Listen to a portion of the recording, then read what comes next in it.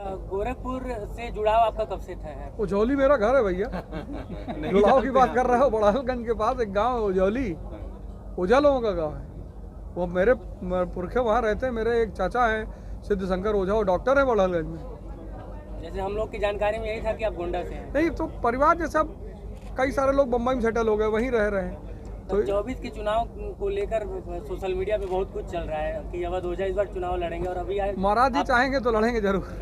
भाजपा से ही नहीं, भाजपा से लड़ जाएंगे तो लोग कहेंगे कि ये इसीलिए तारीफ कर रहे थे योगी जी की। योगी जी, मोदी जी, ये सब मेरे लिए की टिकट देंगे तो आप मना तो करेंगे नहीं? तब तो नहीं करेंगे।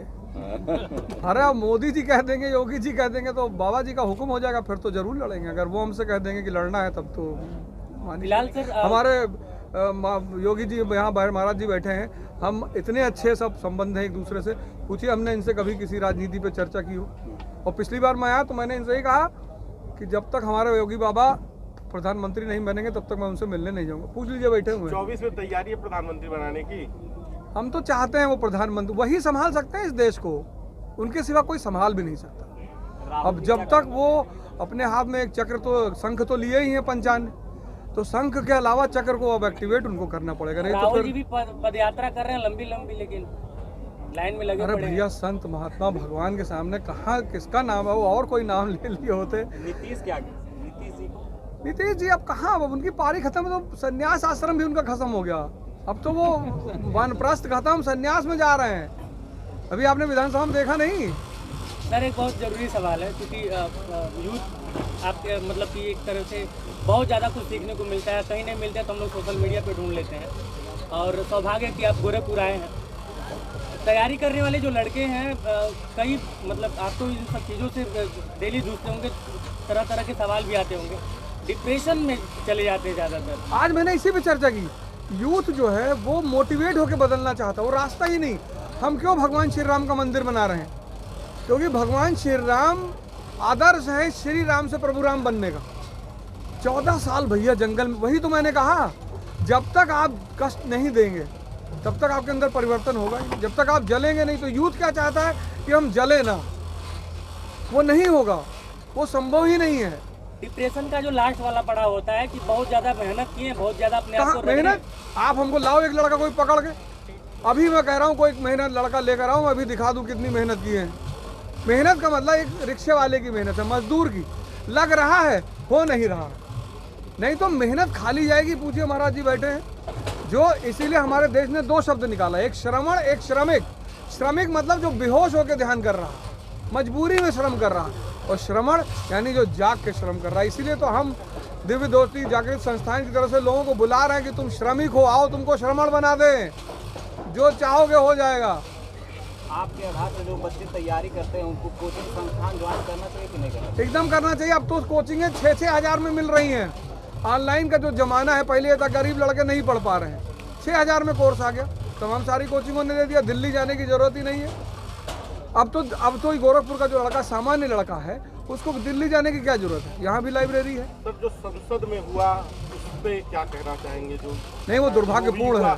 जो युवा कह रहे थे कि हमें रोजगार चाहिए और इस तरह की बातें। नहीं तो जंतर मंतर पे जाके बैठते, काली पट्टी बांध लेते, जंतर मंतर पे बैठे थे जंतर मंतर पे। नहीं तो बैठे थे तो उनकी बात सुनी हुई, कार्रवाई हुई, अपनी CBI ने सबने रिपोर्ट 1000 गाड़ियों के साथ कल गए हैं जिनके ऊपर कार्रवाई हुई। नहीं कोई बात नहीं, कार्रवाई एक तो नीचे से भी होती है, एक ऊपर से भी होती है। अगर कोई चीज़ गलत है, कोई भी चीज़, बहुत सारे लोग ऐसे लोग थे इस देश में जिनको लगता था कि वो जब फूकेंगे तो दिया जलेगा।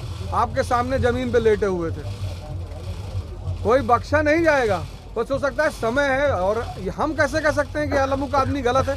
संस्था है, जुडिशरी है, ऑर्गेनाइजेशन है, अगर वो छूट दे देगी तो हम आप क्या करेंगे फिर उसमें?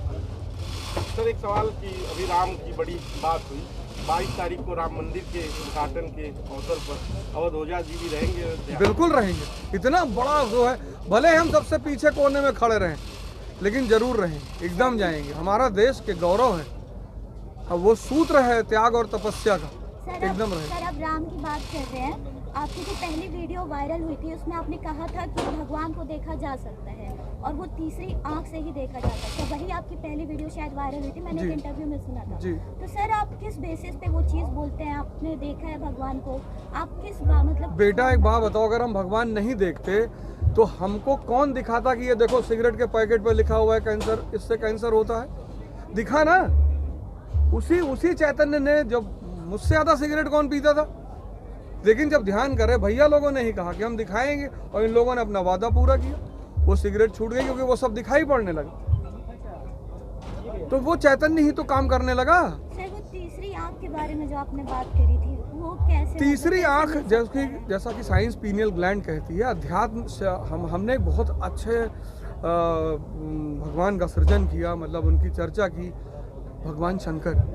तो जिसकी ये आंख खुल गई, वही तो तुलसीदास जी उसी स्त्री के पीछे लास्ट पे बैठ के चले गए। यानी दोनों आंख से हर चीज सही नहीं दिखती। सांप पकड़ के पत्नी घर पे चढ़ गए, और वही तुलसीदास जी रामचरितमानस लिख डाले। कुछ तो चेंज हुआ होगा। वो अंगुलीमाल डाकू, कुछ तो चेंज हुआ होगा। वो वाल्मीकि जी, इसीलिए तो पश्चिम हमसे बहुत चिढ़ता है, इन लोगों से बहुत चिढ़ता है। उसको पता है कि ये लोग जिस दिन इस देश में हावी हो गए, उस दिन इस देश में शराब नहीं बिकेगी। हमें बंद करने की जरूरत ही नहीं। जब कोई लड़का पिएगा नहीं, बंद क्यों करे? जैसे लोग कहते हैं सरकार शराब की दुकान बंद कर दे, क्यों कर दे? चलने दो। मजा तब है जब इस देश में हजारों शराब की दुकान हो, कोई पीने वाला ही ना। सर धर्म एक बहुत बड़ा विषय है, और अभी आप एक धार्मिक कार्यक्रम में भी आए हैं, और अध्यात्म के बारे में चर्चा कर पाना सबके बस की बात होती नहीं है। लेकिन सोशल मीडिया पे बहुत ही सारे कुतर्क और बहुत सारे नेता हैं जो कि मतलब कि अभी समाजवादी पार्टी के एक बहुत बड़े नेता हैं स्वामी प्रसाद मौर्य, कभी दिवाली में आके कहेंगे कि ये 4 हाथ वाली लक्ष्मी, कभी रामचरितमानस के चौपाइयों पे सवाल उठाएंगे।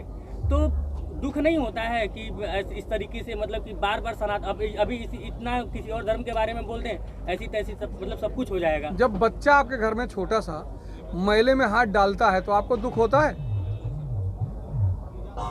होता है कि नहीं होता? क्यों नहीं होता? अज्ञानी है। किसी दिन हमारी संगठन में आएंगे स्वामी प्रसाद मौर्य जी, मैं उनको आमंत्रित करूंगा, नाचेंगे यहीं भजन पे ऐसे ऐसे करके। अज्ञानी है। सर जो तीसरी नेत्र की आपने बात कही है उस वीडियो में, सर वो थर्ड आई क्या यूथ को मिल सकता है? एक मतलब एक सामान्य आदमी एकदम क्या मिलेगा। भगवान को देख सकता है? एकदम। अरे मैं देख रहा हूँ, भैया लोग देख रहे हैं, इससे बड़ा इतने लोग बैठे हैं एग्जाम्पल के तौर पे, सर बैठे हुए हमारे।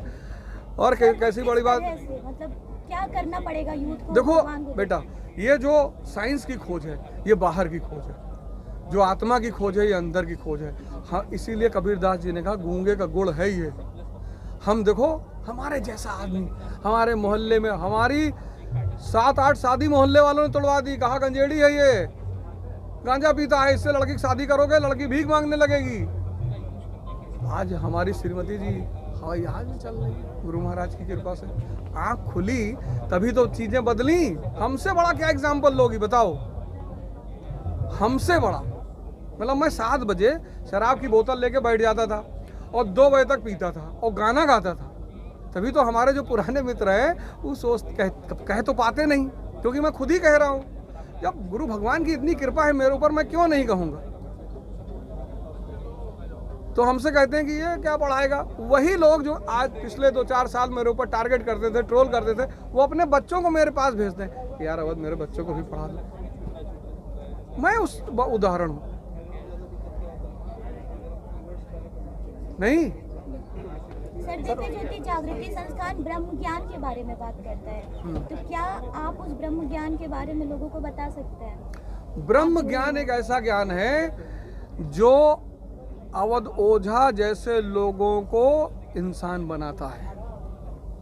और वो ऐसा ज्ञान है जैसे हर चीज, अब बैक्टीरिया तुम्हारे हाथ पे है, अभी तुमसे कहे अभी कोई दिखाओ तो कैसे दिखाओगे? हैं? टेलीस्कोप मंगाना पड़ेगा ना।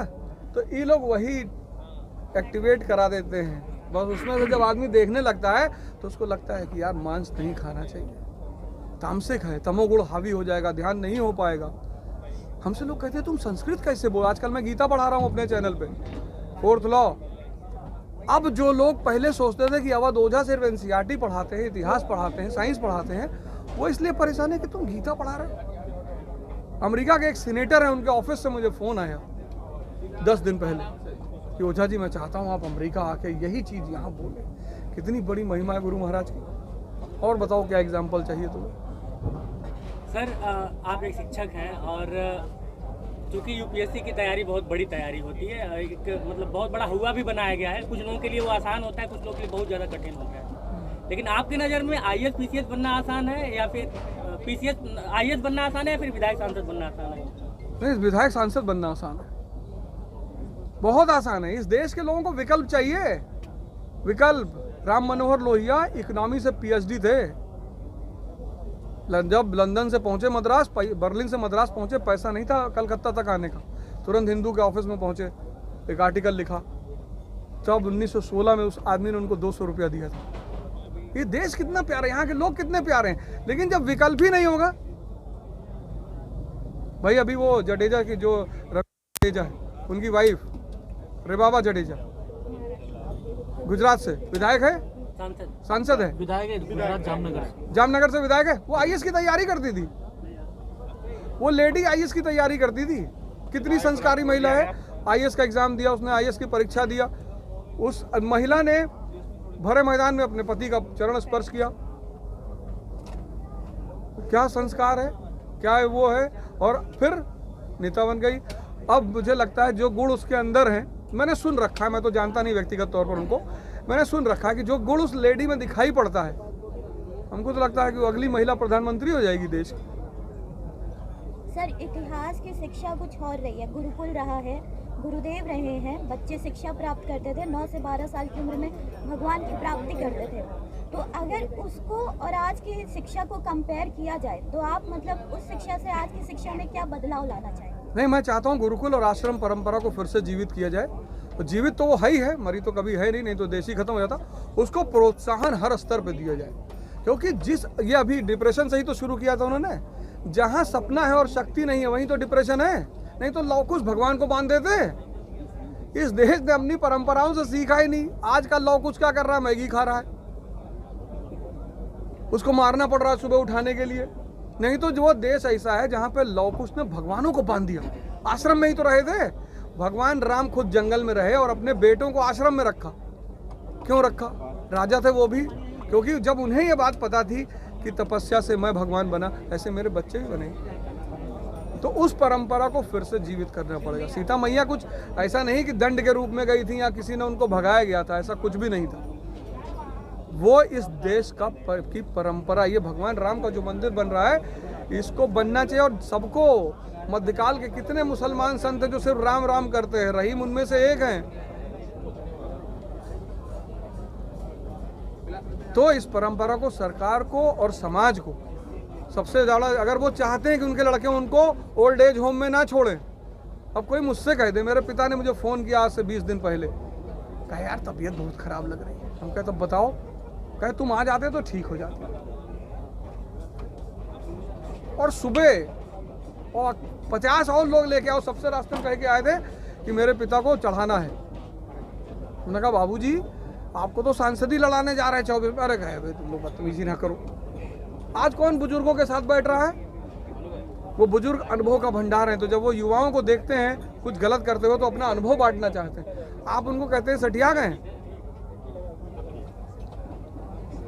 तो राम एक व्यक्ति नहीं है, राम एक सार्वभौमिक सत्ता है। जो उनको मानेगा वो भगवान बनेगा, उसके बच्चे भगवान बनेंगे और उसके सेवक हनुमान जैसे हो जाएंगे। नहीं होंगे? सर एक आखिरी सवाल है, आप C3 के बारे में बात करते हैं, कॉन्सेप्ट, कनेक्टिविटी और कंसोलिडेशन। सर इसको आप आज से कैसे कनेक्ट करते हैं? आज के समाज में आपने दिया है। सम्राट अशोक को पता चल गया कि भारत विभिन्नतावादी देश है। तब जैसे आज हिंदू मुसलमान सिख लड़ रहे हैं, ऐसे तब बौद्ध ब्राह्मण और जैन लड़ रहे थे। और घर में अशांति और राष्ट्र में अशांति पतन का कारण बनती है। तो उन्होंने धम्म का संचालन किया ना। हमें आज उस धम्म की फिर से जरूरत है। हमें आज फिर इस भारत के समाज को जोड़ना है। कोई हमारा यहाँ दुश्मन थोड़ी है, लेकिन हमारे ही घर में रह के कहोगे कुंडी ऐसे नहीं लगेगी। अब तुम हमारे घर में किराएदार हो और कह रहे हो काला मकान रंगूंगी मैं, तो मुझे बुरा लगेगा कि नहीं लगेगा? कोई सहारा डेजर्ट में जाकर टाई लगाएगा? नहीं लगाएगा, क्योंकि मरुस्थल में टाई नहीं लगाई जाती। तो इस देश की एक भूगोल है, उस भूगोल की एक संस्कृति है, संस्कृति का भूगोल से संबंध है। अब अगर हिंदू लड़का ध्यान करेगा महान बनेगा तो मुसलमान करेगा तो ध्यान नहीं बनेगा। भैया लोग किसी को मना करते हैं? हमारे आश्रम में किसी की मनाही है? कितने महाराज जी के मुसलमान भक्त हैं, ईसाई भक्त हैं, सिख भक्त हैं। तो जब अमृत बट रहा है तो भारतीयों के लिए बट रहा है ना, उसमें क्या हिंदू क्या मुसलमान। वो हम देखे महाराज जी के आश्रम में कितने लोग काम कर रहे हैं, सब जाति सब धर्म के। सर वर्तमान समय के जो युवा हैं वो ज़्यादातर सर मोबाइल से पढ़ाई कर रहे हैं, सोशल मीडिया का प्रयोग कर रहे हैं। सर किताबों को न पढ़, कोचिंगों में न जा करके कितना सर ये सार्थक होगा उनके लिए? नहीं, ये तो कुछ हद तक बहुत खतरनाक है। मोबाइल ने क्या किया है, टीवी तो आधा नुकसान पहुंचाई थी। एक्चुअली टीवी मोबाइल जैसी जो चीज़ें हैं ये आपके सोचने की क्षमता को मार देती है, मनन की क्षमता को। जैसे हमें याद है जब मैं मूवी देखे पकड़ा गया, मेरी माँ ने पकड़ा मुझे एक बार, बहुत मार मारा तो, लेकिन वो मुझे ये नहीं समझा पाई कि मैं तुम्हें मार क्यों रही हूँ। जब कोई चीज़ बनी बनाई सामने पड़ी है, जैसे हमें आपने कच्चा चावल दिया, कच्चा दाल दिया, तो हमें बनाने में मेहनत करनी पड़ेगी ना। तो किताबें इसीलिए इस देश में किताब से जब पैर टच हो जाता था तो उसको सर पे लगाते थे, क्योंकि जब आप पढ़ोगे तो मनन करना पड़ेगा। इसने क्या किया, मोबाइल ने, इसने मनन की क्षमता को खत्म कर रहा है धीरे धीरे। इसीलिए युवा अंदर से बहुत परेशान होता जा रहा है। उसके परसेंटेज तो 98 है इंटर में, लेकिन अंदर शक्ति नहीं, पावर का अभाव है। अभी पिछले महीने लखनऊ में एक 9th क्लास के लड़के ने सुसाइड कर दी। उसकी माँ ने उसे 3 बजे जगाया। आप लोग तो मीडिया के भाई लोग हैं, आपने पढ़ा होगा। 9th क्लास का बच्चा था, तो उसकी माँ ने उसे 3 बजे जगाया और उसके बाद उसने लिखा एक पत्र में, कहा मम्मी मुझे माफ़ कर दो, अब मुझसे बर्दाश्त नहीं हो रहा, और माँ की साड़ी लगा के फांसी लगा ली। सर युवा को सनातन धर्म से जुड़ना सर कितना सार्थक होगा? कितना, उसके बिना उसका जीवन ही नहीं। जब पश्चिम इधर भाग के आ रहा है,